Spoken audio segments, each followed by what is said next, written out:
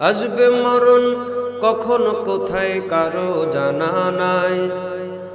আসবে মরণ কখন কোথায় কারো জানা নাই। জানাজার নামাজের আগে নামাজ পড়ো ভাই।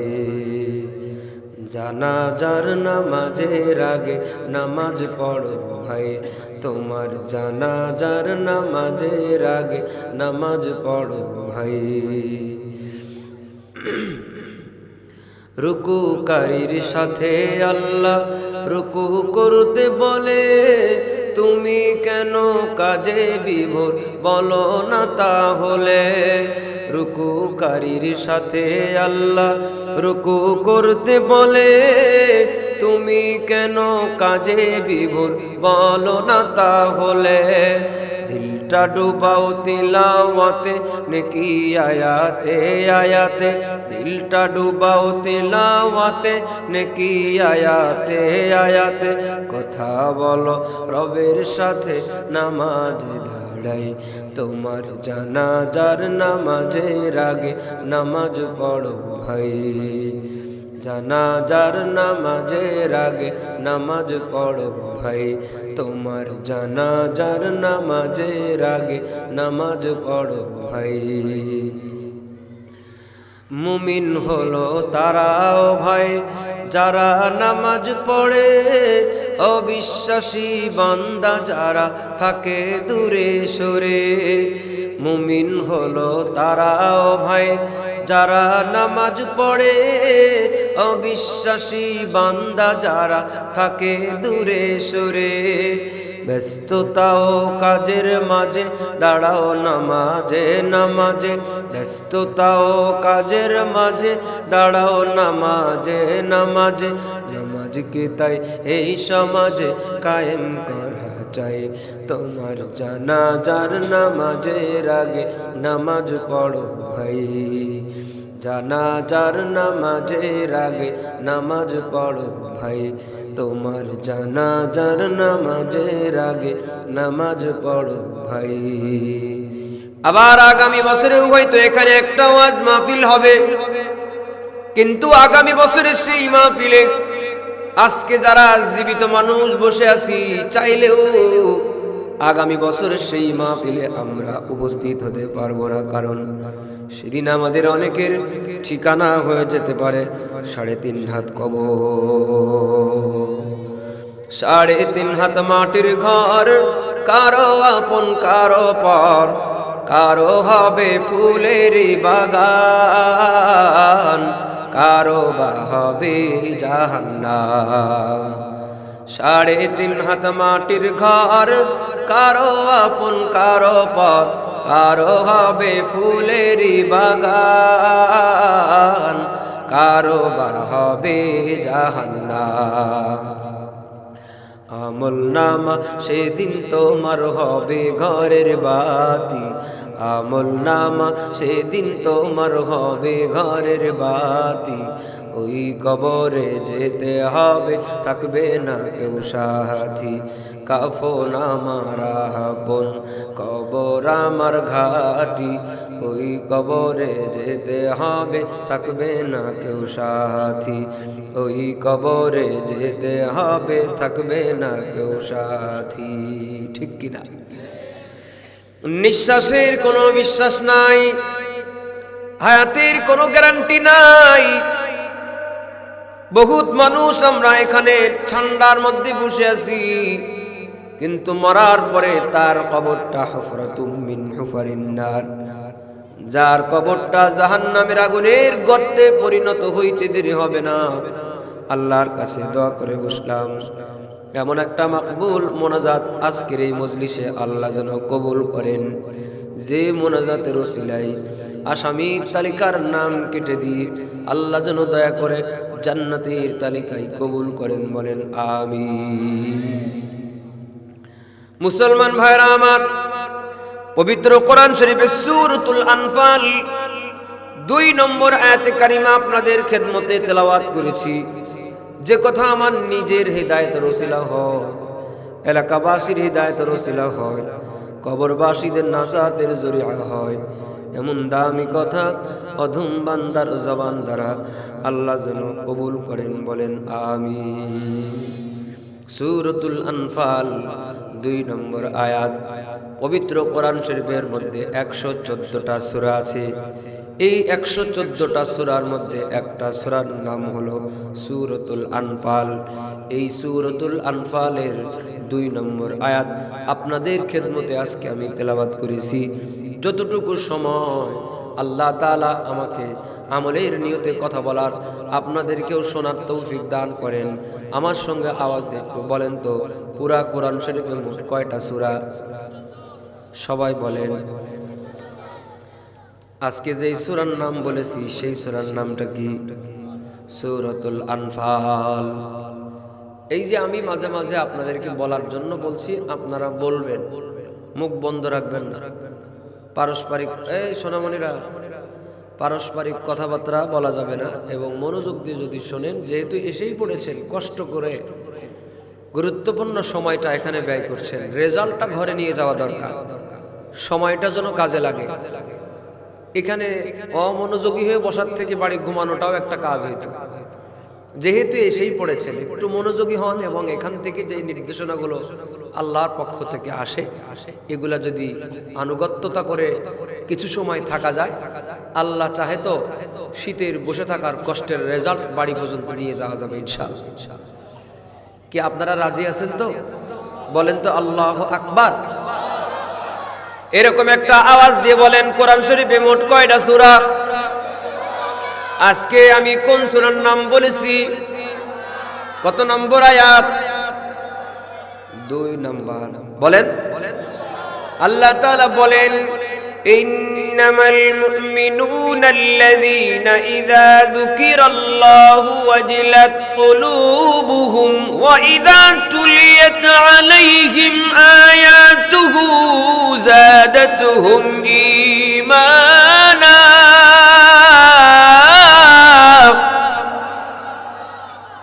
দুটো ওয়াজ এই আয়াতের মধ্যে, দুটো ওয়াজ।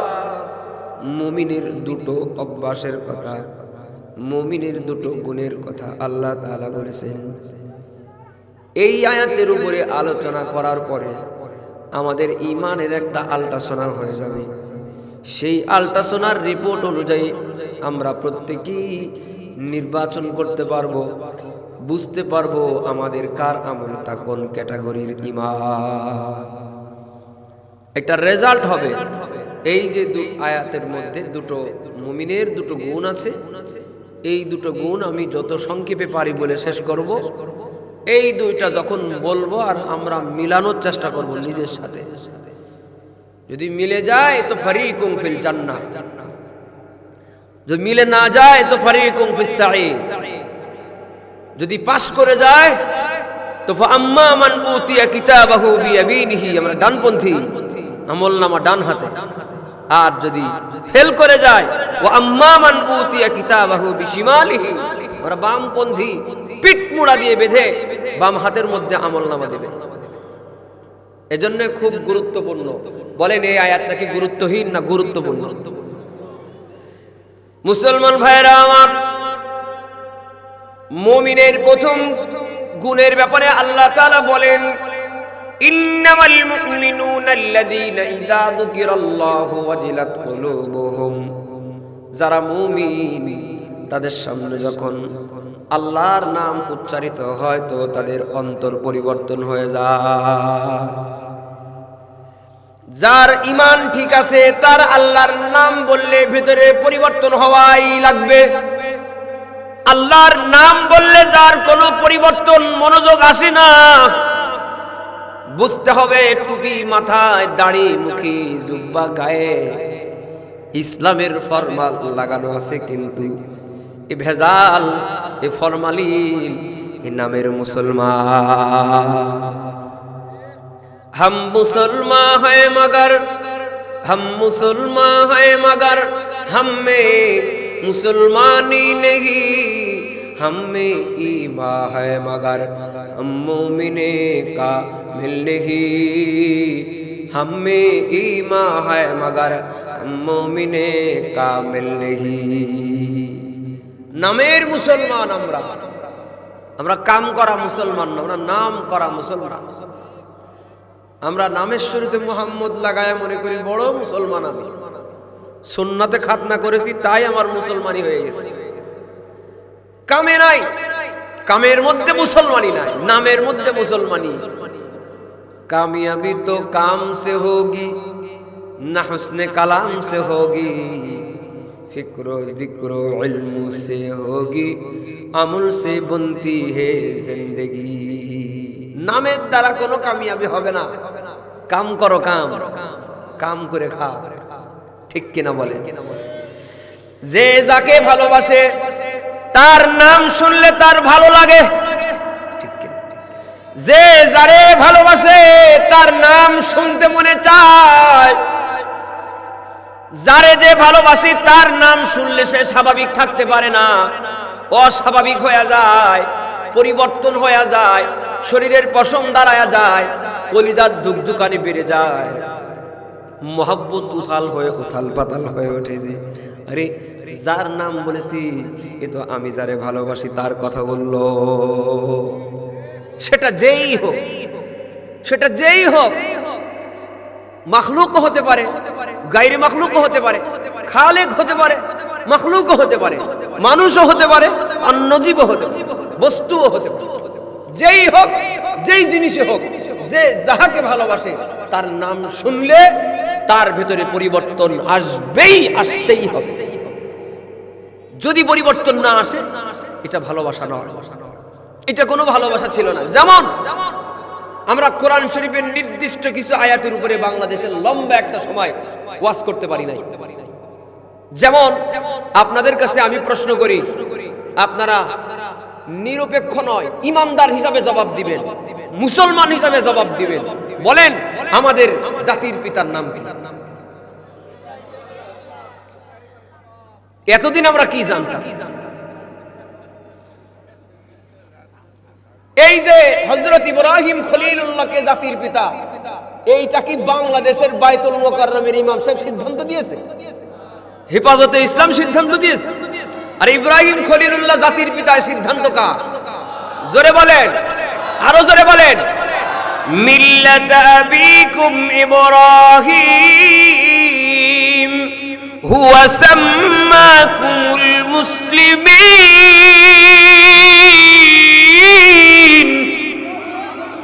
ইব্রাহিম খলিলুল্লাহ হলেন আমাদের জাতির পিতা।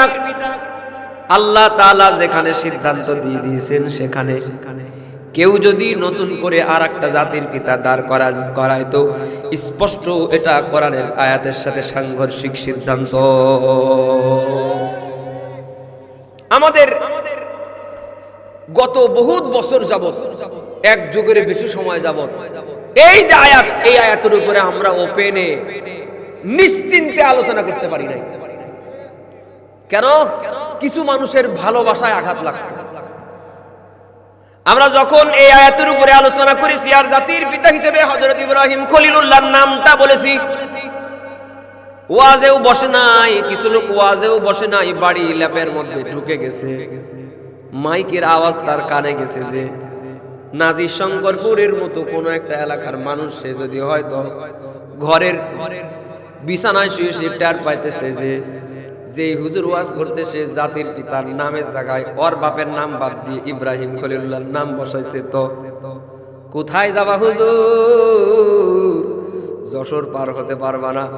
ঘরের থেকে বের হইয়া ওয়ার্ড সভাপতি, ইউনিয়ন সভাপতি, থানা সভাপতি ও ওসি সবগুলোর এক জায়গায় কর। যেই হুজুর রাষ্ট্রদ্রোহী রাজনৈতিক বক্তব্য দিল তারে হাত করা লাগা। এই রে পাওয়ার, কি পাওয়ার তোমার! তুমি কোরআনের আয়াতের নেতার ভালোবাসা প্রকাশ করতে গিয়া আল্লাহর কোরআনের বিরুদ্ধে অবস্থান নিলে। এই লোকগুলো নেতার ভালোবাসার কারণে হুজুরের ওয়াজে কোন কাউন্টার দিত। নেতার ভালোবাসা, তারা যারে পিতা বানাইছিল তার ভালোবাসা, তারা যারে বর্তমানে রানিং নেতা মানে তার ভালোবাসা। ওই নেতা বেজার হবে ইব্রাহিম খলিলুল্লাহর নাম বললে, আর ইব্রাহিম খলিলুল্লাহর বিরোধিতা নাম না বললে আল্লাহ বেজার হবে। আল্লাহর নবী বলেন লা তাআতাল লিমাখলুক বিমাসিয়াতিল খালিক, খালেকের অবাধ্য হয়ে তোমরা মাখলুকের আনুগত্যতা করবা না। সুতরাং আমরা বাংলাদেশে এমন বহুত মানুষকে দেখেছি যারা আল্লাহকে বেজার করে নেতারে খুশি করেছে। আরে জোরে কর, যারা আল্লাহকে বেজার করে নেতাকে খুশি করেছে। বহুত পুলিশ অফিসারদের আমরা দেখেছি, বহুত পুলিশ অফিসার এরা আলেমদের সঙ্গে বেয়াদবি করে।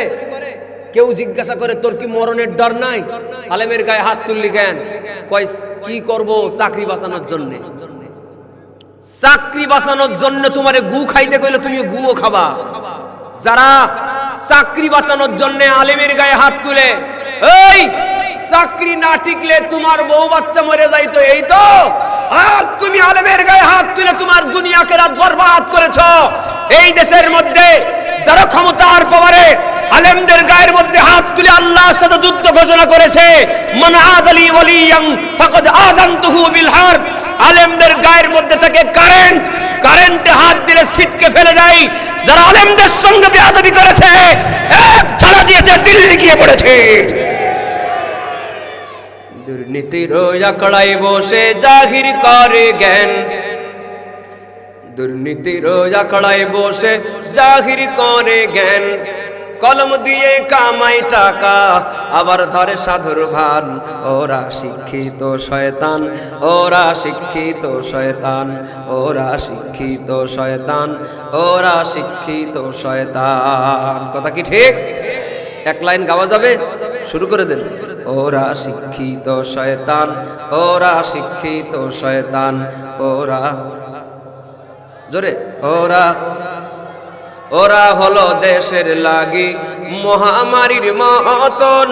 ফাইলে কলম ঠেকায়া চালায় ওরা নির্যাতন। ওরা হলো জাতির লাগি মহামারীর মতন। ফাইলে কলম ঠেকায়া চালায় ওরা নির্যাতন। ঘুষের টাকায় ওদের ভুড়ি, ঘুষের টাকায় ওদের ভুড়ি করে যে টান টান। ওরা শিক্ষিত শয়তান, ওরা শিক্ষিত শয়তান, ওরা। শিক্ষাঙ্গনের দিকে ভাইরে দেখো না চোখ মেলিয়া, ছাত্ররা সব বই ছাড়িয়া আছে শুধু প্রেম লইয়া। শিক্ষাঙ্গনের দিকে ভাইরে দেখো না চোখ মেলিয়া, ছাত্রীরা সব বই ছাড়িয়া আছে শুধু প্রেম লইয়া। অস্ত্র সে তো সঙ্গের সাথী, অস্ত্র সে তো সঙ্গের সাথী হইতে মস্তান। ওরা শিক্ষিত শয়তান, ওরা শিক্ষিত শয়তান, ওরা শিক্ষিত শয়তান। পীরগিরিয়ার মাজার পূজা চলছে দেশটা জুড়িয়া, সেরে কিয়ার ভণ্ডামিতে দেশটা গেছে ভরিয়া। পীরগিরিয়ার মাজার পূজা চলছে দেশটা জুড়িয়া, সেরে কিয়ার ভণ্ডামিতে দেশটা গেছে ভরিয়া। গাজার কলকে টান মারিয়া, গাজার কলকে টান মারিয়া দেখায় খাজার শান। ওরা শিক্ষিত শয়তান, ওরা শিক্ষিত শয়তান। বলেন মারহাবা। মুসলমান ভাইরা আমার, যারা আল্লাহর, যারা মানুষকে খুশি করার জন্য আল্লাহর বেজার করেছে, আল্লাহর অবাধ্য হয়েছে, এদের আসলের খবর না, এরা সব নকল নিয়ে টানাটানি করে। বলেন আসলকে, জোরে বলেন। মোহাব্বত করব কার সাথে? এছাড়া আর কারোর সাথে মোহাব্বত করে কোনো লাভ নাই। এই পৃথিবীতে যে যত আগে এসেছে সে তত দুনিয়া চেনে।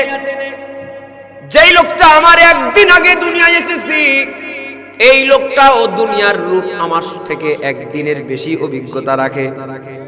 এই যে বুড়া মানুষ আমার পাশে অতিথি যারা বসে আছে, আপনারা যারা বসে আছেন, এই মুরব্বীদের কাছে এই দুনিয়ার চরিত্রের সম্পর্কে জিজ্ঞাসা করবেন, কে তোমারে মহব্বত করে? বলবে কেউ না, দুনিয়ার কেউ আপন না, আপন আপন ভাবো যারে সে তো আপন না, কেউ তোমার আপন না যারে সারা জীবন আপন ভেবেছো, একদিন হইল তোমার কলিজা বরাবর একটা লাত্তি দিয়েছে, প্রমাণ করে দিয়েছে সে তোমার আপন না। বরং একজন আপন, যিনি আপন, একমাত্র আপন তিনি কে? মিনহা খলাকনাকুম ফিহা নুঈদুকুম ওয়া মিনহা নুখরিজুকুম তারাতান উখরা। তিনটা সময়ের কথা বলেছে। একটা সময় এই দুনিয়ায় আমরা ছিলাম না, এই মাটি দিয়েই আমাদের বানানো হয়েছিল, এখন এই মাটির উপরেই আমরা বসে আছি। আবার একটা সময় এই মাটির নিচেই আমাদের চলে যাওয়া লাগবে। এই যে মাঝখানের যেই জায়গাটাতে আমরা আছি, এই জায়গায় আসার আগের যেই জায়গা ছিল তখনও আমাদের কন্ট্রোল ছিলেন যার হাতে। আবার এখান থেকে একটা রেজাল্ট নিয়ে দুই শ্রেণীর যে কোনো এক শ্রেণীর হয়ে আবার আমাদের কন্ট্রোল তার হাতে চলে যাবে। এখন মাঝখানে আমাদের একটু স্বাধীনতা দেওয়া হয়েছে। কে আমরা জান্নাতি হতে পারি, কে আমরা জাহান্নামী হতে পারি। বুদ্ধিমান যারা তারা আসল জায়গা ছাড়ব না। قل إن صلاتي ونسكي ومحياي ومماتي لله رب العالمين।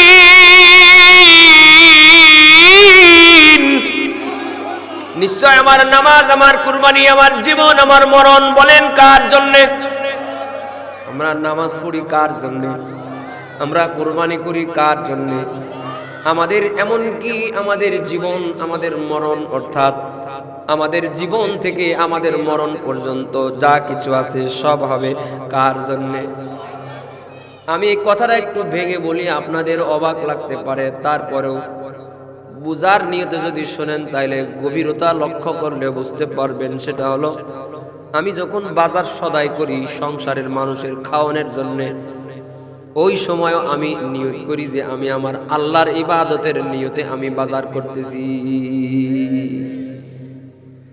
আমি আমার সন্তানদের আদর করি, কোলে নি, চুমা দিই, আল্লাহর ইবাদতের নিয়তে করি। আমি আমার বাবা মার খেদমত করি, আল্লাহর ইবাদতের নিয়তে করি। স্ত্রীর সঙ্গে যে একান্ত সময়গুলো আমরা কাটাই, ওইটাও আমার আল্লাহর ইবাদতের নিয়তে করি।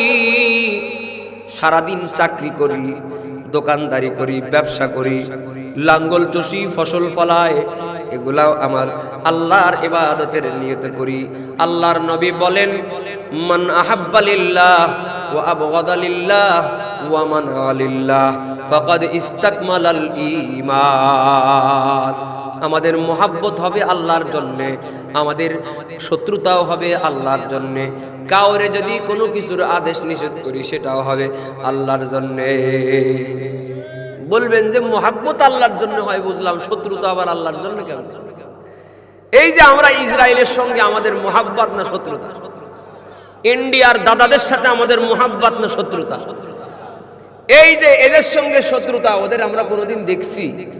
ওরা কি আমার জমি জায়গা দখল করে নিয়ে গেছে? তাহলে ওদের সঙ্গে আমাদের শত্রুতা কার জন্য?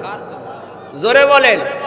আমার তো মনে হয় এখানে এমন যুবক আছে শাহাদাতের তামান্না রাখে, নেতানিয়াহুকে যদি একদিন সামনে পাইতাম তাইলে লক্ষ লক্ষ ফিলিস্তিনি শিশুর রক্ত ধারার প্রতিশোধ নিতে গিয়ে প্রয়োজনে আমরা শাহাদাত হয়ে যেতাম। কথা বলেন ঠিক কিনা?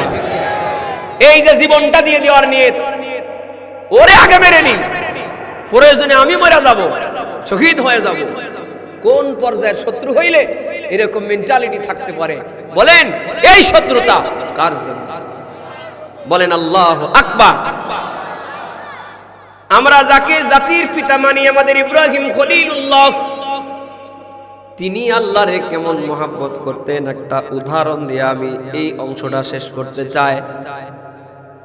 কেমন বাপের সন্তান আর কেমন বাবা আমাদের ছিলেন, কেমন তার আদর্শ ছিল। আর এই আয়াতের উপরে আমল করার জন্য আমাদের বাবা ইব্রাহিম খলিলুল্লাহর কি সবক আছে। ইব্রাহিম খলিল রাস্তা দিয়ে হেঁটে হেঁটে যায়, আর একজন ওনার পাশ দিয়ে হেঁটে হেঁটে যায় আর আল্লাহর নামের জিকির করে। আল্লাহ আল্লাহ আল্লাহ আল্লাহ আল্লাহ, বলেন আল্লাহ আল্লাহ আল্লাহ। খারাপ লাগে? ইব্রাহিম খলিলুল্লাহর কানের মধ্যে আওয়াজ এসেছে, কেউ জানি তার পাশ দিয়ে জিকির করে আল্লাহু কারীম। আমাদের পিতা ইব্রাহিম খলিলুল্লাহ ওই লোকটারে ডাক দিয়ে বলে, এদিকে আসো। কি বললে তুমি? কয় আমি আল্লাহর নাম বলেছি। কয় তুমি যে আল্লাহর নাম বলেছো, আমি কি আমারে তুমি চিনো নাকি? আমার নাম হচ্ছে ইব্রাহিম, আমার লকব হচ্ছে খলিল। খলিল মানে আল্লাহর বন্ধু। নাজির শঙ্করপুর এলাকার মুসলমান, আল্লাহর নামের প্রতি তোমার মহব্বত কতটুকু, আর তোমার পিতার মহব্বত কেমন ছিল মিলাও। ইব্রাহিম খলিলুল্লাহ বলে, তুমি কি জানো তুমি কার নাম বলেছো? আমি যে আল্লাহর প্রেমে দেওয়ানা হয়ে রাস্তা দিয়ে পাগলের মতো ঘুরে বেড়াই, আমি সবাই ঘুমাই কিন্তু আমার ঘুম আসে না। আমি রাতেও দাঁড়ায়া দাঁড়ায় আল্লাহর সঙ্গে প্রেম বিনিময় করি।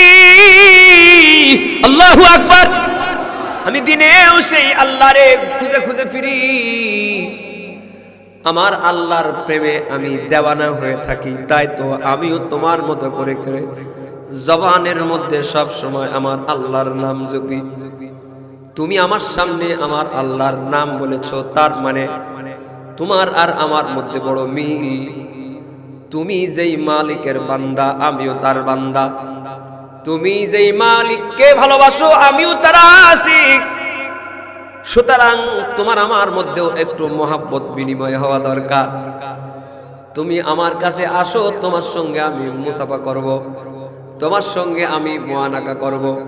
তুমি আমার বাড়ি খাওয়া দাওয়া করবা, মেহমানদারি গ্রহণ করবা। যাওয়ার সময় তোমারে আমি বড় একটা হাদিয়া দেব, হাদিয়া নিয়া তারপরে তুমি বাড়ি যাইবা। সুবহানাল্লাহ। এই হলো বাবা, এই হলো পিতা। কি মেহমান পরায়ণ মানুষ, জীবনে কোনো ওয়াক্ত তিনি মেহমান ছাড়া খায় না। একটা ওয়াক্ত মেহমান ছাড়া খায় না, খানা খায় নাই। আমরা ফকির, একবারে দুটো আসলে কই যে সব তোরেই দেব। হ্যাঁ, ফকির একবারের থেকে দুইবার আসলে কই সব দূরাই নিয়ে যা, আমার আর কিছু দরকার নেই। আর আমাদের পিতা কি আদর্শ তিনি রেখে গিয়েছেন, জিন্দেগিতে মেহমান ছাড়া খান না। আমার এখানে এই কথা বলার উদ্দেশ্য এইটা না। আমার এখানে এই কথা বলার উদ্দেশ্য হলো কেমন আশিক মাওলা আমাদের পিতা, কেমন আশিক মাওলা হইলে কেউ তার সামনে কি এমন করেছে, শুধু একটু আল্লাহর নাম বলেছে, তাই তার সঙ্গে এত খাতির। এত খাতির কেন কইলাম কথাটা এখন আমি ভেঙে বলি নাই, একটু ভেঙে চুরে বললে আপনাদের কাছে আপনারাও অবাক হয়ে যাবেন যে এত খাতির করা লাগে, শুধু আল্লাহর নামটা কইছে তাই। সেখান থেকে আপনি আমি মিলাইবো যে আমরা কার সন্তান, কেমন হওয়ার দরকার ছিল, হইছিটা কি। বিরক্ত হচ্ছেন আপনারা? বলেন আল্লাহু আকবার। ইব্রাহিম খলিলুল্লাহ ওই লোকটারে খানা পিনা করাইয়া মুসাফা মুআনাকা করাইয়া বিদায় দিবেন। বিদায় দেওয়ার সময় ইব্রাহিম খলিলুল্লাহ তার গোয়ালের থেকে মোটা তাজা একটা উট নিয়ে আসছে। মোটা তাজা একটা উট নিয়ে ওই লোকটার হাতে দিয়ে বলে, তুমি আল্লাহর নাম বলেছো, আমার সামনে কেউ যদি আমার মাওলার নাম বলে তো আমি তারে খালি হাতে ফেরত দিই না। এই নাও তোমারে একটা উট আমি হাদিয়া দিয়ে দিলাম। এখনো ভেঙে বলা হয় না। এইবার যখন ভেঙে কইব তখন পারা যাবে। তার আগে আমার একটা প্রশ্নের উত্তর দেন, বাংলাদেশি টাকায় একটা উটের দাম কত? কে কইতে পারবে? জানলে কইবেন, না জানলে কইবেন। জানেন না তাই তো? আমার যুবক ভাইদের হাতে অ্যান্ড্রয়েড ফোন আছে, এখান থেকে বাড়ি যাবেন, এখানে বসে মোবাইল হাত দিলে কিন্তু খবর আছে। এখান থেকে বাড়ি যখন যাবেন চ্যাট জিপিটিকে জিজ্ঞাসা করবেন অথবা মিস্টার গুগলকে জিজ্ঞাসা করবেন বাংলাদেশি টাকার 1 ফেব্রুয়ারি 2026, 1 জানুয়ারি 2026 আজকের তারিখে বাংলাদেশি টাকার একটা মোটা তাজা উটের দাম কত? চ্যাট জিপিটি আর গুগল আর যারেই জিজ্ঞাসা করেন, এ আপনাকে তথ্য নিয়ে ভেঙে চুরে আপনাকে বলে দিবে বাংলাদেশি টাকার একটা উটের দাম, উন্নত জাতের উটের দাম কমপক্ষে 30 লক্ষ টাকা। এই সুবহানাল্লাহ দেওয়ার জন্য এতক্ষণ ওয়াজ করলো। আপনি কি বুঝতে পারছেন ইব্রাহিম খলিলুল্লাহ কি দিয়ে দিল?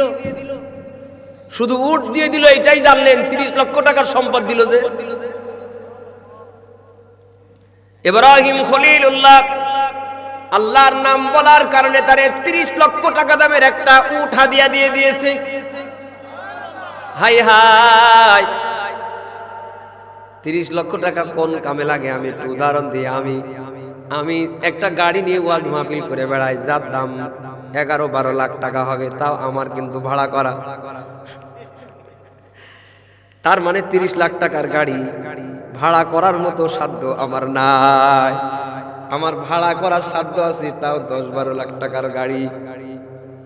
কেউ যদি আমারে কইতো আপনারে আমি একটা 30 লক্ষ টাকা দামের একটা এলিয়ন, একটা প্রিমিয়াম, একটা প্রাইভেট আপনারে গিফট করব, তাইলে 12 লাখ টাকার গাড়িও যেই লোকের কেনার সাধ্য নাই, সেই লোক যদি 30 লক্ষ টাকার একটা গাড়ি গিফট পাইতো, সেই লোক না জানি কত খুশি হইতো। এই যে লোকটা 30 লক্ষ টাকার সমমানের একটা সম্পদ ওই সময় পেয়ে গেছি।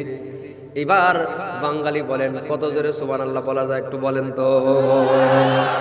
শুকরিয়া জানাই আল্লাহ, শুকরিয়া জানাই তোমার, অসহায় বান্দা মোরা বেঁচে আছি তোমারই দয়ায়, অসহায় বান্দা মোরা বেঁচে আছি তোমারই দয়ায়।